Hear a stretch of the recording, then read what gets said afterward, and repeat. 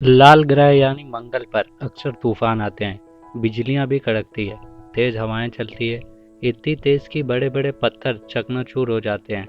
मंगल ग्रह पर फिर एक धूल का तूफान आने वाला है। इस तूफान में तेज बिजलियां कड़केगी। लाल रंग के ग्रह पर धूल के तूफान की वजह से बैंगनी रंग का वातावरण हो जाएगा। क्या नासा का मार्स परसेवरेंस रोवर इस तूफान से बच पाएगा, या फिर ये दूर से तूफान की खूबसूरत तस्वीरें लेकर धरती पर भेजेगा? ओरेगन यूनिवर्सिटी के जियोलॉजिस्ट जोशोवा मेडेंस हॉपर ने कहा है कि मार्स परसेवरेंस रोवर जिस जेजोरा कैडर में है, वहां पर कुछ दिन पहले ऐसा तूफान आकर जा चुका है। अब अगले तूफान के आने तक रोवर को कोई खतरा नहीं है, लेकिन जब यह तूफान आएगा तो लाल ग्रह का रंग बदलकर बैंगनी हो जाएगा। रोवर के सामने कई बार बिजलियां कड़कती हुई दिखाई देंगी।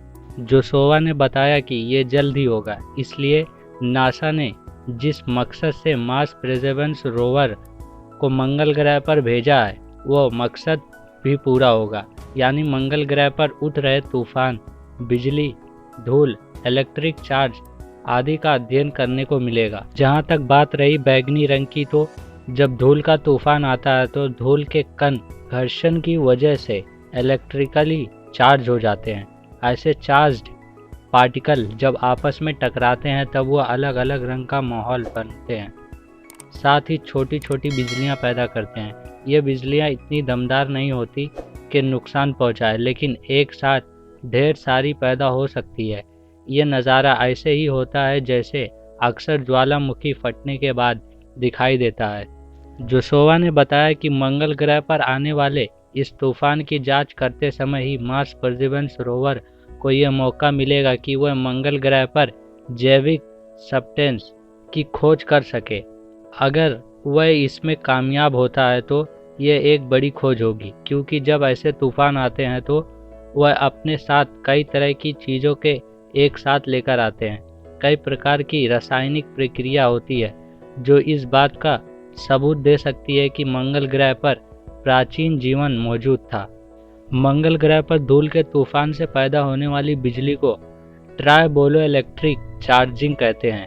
यह एकदम वैसे ही होती है जैसे सर्दियों में आप किसी धातु की कुर्सी को छूते हैं तो आपको हल्का सा करंट का झटका लगता है, या किसी को इंसान को छूते हैं तो झटका लगता है। ऐसे ही छोटे छोटे झटके वाली बिजलियां मंगल ग्रह पर धूल के तूफान के दौरान बनती रहती है। मंगल ग्रह पर ट्राइबो इलेक्ट्रिक चार्ज अक्सर होता रहता है। मंगल ग्रह पर ट्राइबो इलेक्ट्रिक चार्जिंग के होते रहने के पीछे की वजह है उसका हल्का वायुमंडल। धरती का वायुमंडल मंगल के एटमॉस्फेरिक से कहीं ज़्यादा भारी है, इसीलिए वहाँ ऐसे चार्ज बनते रहते हैं। जोशोवा मेडेंस ने कहते हैं कि ऐसी चिंगारियों से घबराने की ज़रूरत नहीं है। ये मौका है नासा के लिए मंगल ग्रह के बारे में अधिक जानकारी जमा करने के लिए।